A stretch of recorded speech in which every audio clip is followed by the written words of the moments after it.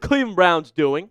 Not a single Cleveland Browns fan, I think, saw this year's plan coming. And the Browns never fail to make you question their decisions. But what was the thought process this year? We're going to talk about it on the show. But first, to all of our lovely subscribers, we're over 62,000 subs now. Only 10.8% of them have notifications turned on. All notifications. Join the Noti gang if you want to be in the know. You'll get a notification as soon as we make a video. That way you'll be the first to know things. Impress your friends with how much you know about the Cleveland Browns by joining the Noti gang. Hit that button. We appreciate all of you. And I am your host, Joey O'Donohue, as always, on the Lovely Browns Report show. All right, if we go back to the preseason for the Cleveland Browns, their depth chart had 4 quarterbacks on it, right? 5 if you count Deshaun Watson. Flacco was the starter. Pickett was the 2. They were sort of battling it out to be QB1. And then you had drafted 2 rookie quarterbacks, both Dillon Gabriel and Shedeur Sanders, who was quarterback 4 at the time. And what is, I think, maybe hindsight's always 20/20, but what makes this awful is Flacco and Pickett got all of the reps in preseason. Both of them are not on the roster as we speak. And so the 2 rookies that you drafted and probably need the most development, other than a 40-year-old veteran, didn't get any of the reps before the year. And now you're looking at your current starting quarterback was quarterback 4 before the year started. And didn't get a single rep. He didn't get a single rep with the ones until he was thrown into a game. What was the Browns' plan in all of that? Because it seems there's some disconnect. Before the season had started, Jimmy Haslam told us, when he was asked about needing to see both rookie quarterbacks play this year, he said, absolutely, Kevin is aware of that. So Stefanski knows that, right? I guess everybody in the organization is supposed to know that we're going to see both rookie quarterbacks, yet neither of them were getting reps in preseason because you had 2, quite frankly, random veterans on the roster. Flacco maybe made sense, but why did you have Flacco and Pickett and draft 2 rookie quarterbacks? What was the plan here? And I think there's a clear disconnect, as I said, with the Cleveland Browns and the front office, the coach, and everybody, because Flacco and Pickett getting all of those reps, taking them away from the rookies, that led to Flacco being the week 1 starter, and Stefanski said that Flacco earned the starting quarterback job, okay? So we were under the impression that preseason was a true quarterback battle, a quarterback competition, right? And then Flacco won that competition. Well, he's not on the roster anymore. The Browns traded Flacco, and they didn't tell Kevin Stefanski this. He said after it he was shocked, quote, shocked when Flacco was traded. So Haslam wants both rookies to start. Flacco started, and Stefanski said Flacco earned the job, and now he's gone. I mean, seriously, is anybody talking to each other, communicating? What was the Cleveland Browns' plan going into the season, folks? You tell me. And then we get made fun of by a division rival head coach, but for trading Flacco. Mike Tomlin sounded off and was like, I don't understand it, if I'm being honest. So now we're a joke, and nobody's talking to each other. And finally, Shedeur, your starting quarterback at the moment, never got a single rep with the first teamers. This is what we're looking at for this season, ladies and gentlemen. Make that make sense. What were we doing? Your starting quarterback is now Shedeur. He was quarterback 4 before the year had even started.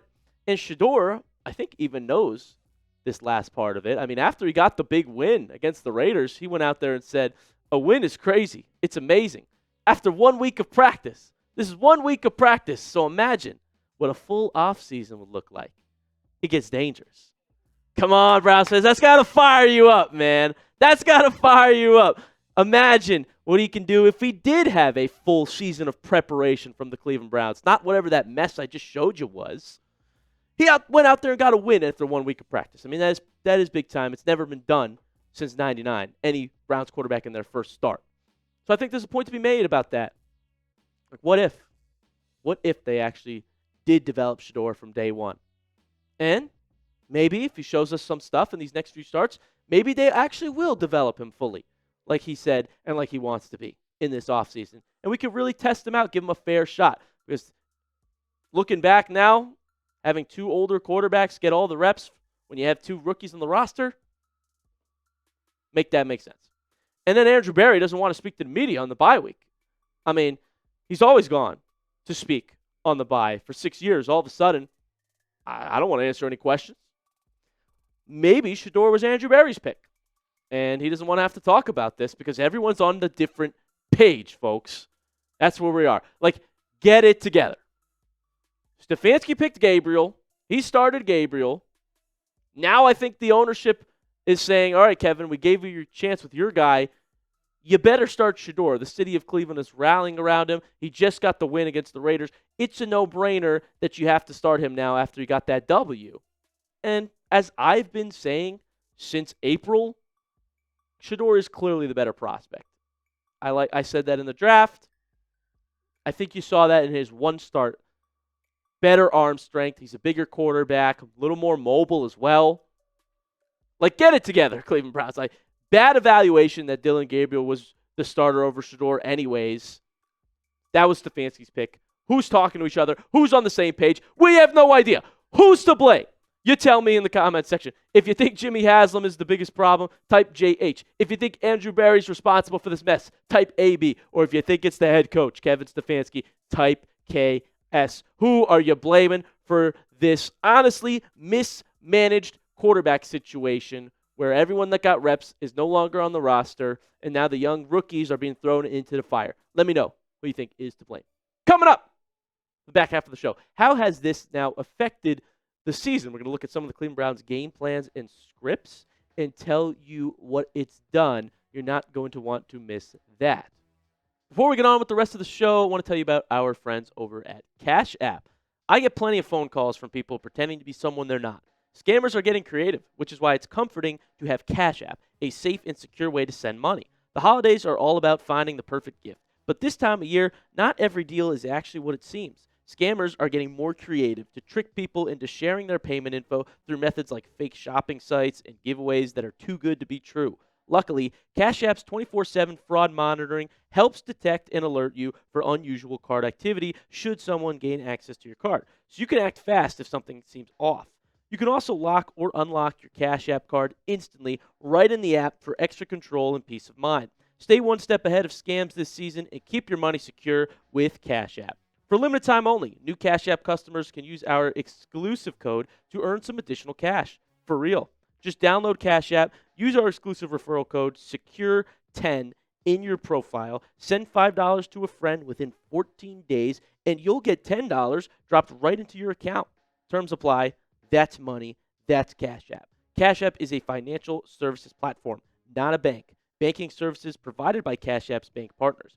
Prepaid debit cards issued by Sutton Bank, member FDIC. Promotions provided by Cash App, a Block Inc. brand. Visit cash.app/legal/podcast for full disclosures. What you're seeing this year is very conservative game plans, okay? And I think this is a result of both rookies not getting any reps and now all of a sudden are the only two quarterbacks on the active roster. It was very evident with Dillon Gabriel week after week after week. I mean, very short passes, 5 yards per attempt. And this is where I also get on Stefanski. The rookies were just not properly developed. I mean, especially Shedeur. The fact that he is your starting quarterback right now and had never even been in a position to see game time until 2 weeks ago is ludicrous. And people also on social media, this is circulating now, Stefanski's little post-game locker room victory speech where he barely acknowledged Shedeur. I mean, he goes around, hypes everybody else up, gives out a game ball to the defense, and then says, and Shedeur, nice job. And everyone's like, dude, what are you doing? He didn't give a game ball to Dillon Gabriel in his first win either. Like, I just don't think he's the best coach for young quarterbacks, quite frankly, and bringing the most out of them. You know, from a personal relationship part of it as well. And so this year you've seen a lot of screens, a lot of dump-offs, conservative football that has gotten us angry and gotten us like, we can't move the ball at all. Our defense is hard carrying. Dillon Gabriel, when he was out there, was averaging 5.9 intended air yards. That is the worst in the NFL amongst every single quarterback that's played this year. I'm not kidding.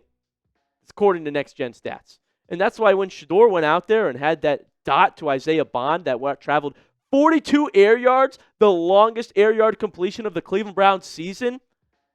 Yeah, no wonder I'm going to be hyped up and fired up about that. I've watched every Browns game. You guys are watching them with me, and we haven't seen that. So when he goes out there and does it in his first start, you dang right I'm going to go over here and hype it up. We hadn't seen it all season long, and this is the situation and scheme that we're dealing with here, folks. Also, it's becoming pretty predictable. I mean, you've got Quinshon Judkins, absolute stud. We love him as a rookie running back. But what's happening is he is facing 8+ defenders in the box over 45% of the time. That's more than any other player in the NFL sees. It's crazy. Teams know what to do. Stack the box. It's easy to figure out. And that's why our offense the last 2 years under Stefanski has been the worst in the league at points per game, 15.2 last year. This year, 16.9, that's 29th.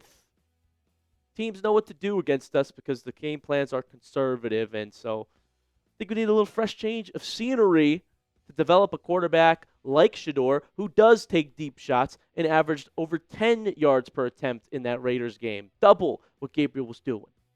So what do you think? How do we fix this mess, Browns fans? What is the number one thing that Cleveland needs to do in the offseason to get right and get better offense to help out the defense that we have? I mean, really, that defense is one of the top Ds in the league. Pause. So hit that subscribe button, folks. Thank you so much for tuning in to this edition of the Browns Report. We appreciate you all. We got daily content coming your way if you join the family, so hit that sub button, and we'll see you very shortly here on the Browns Report.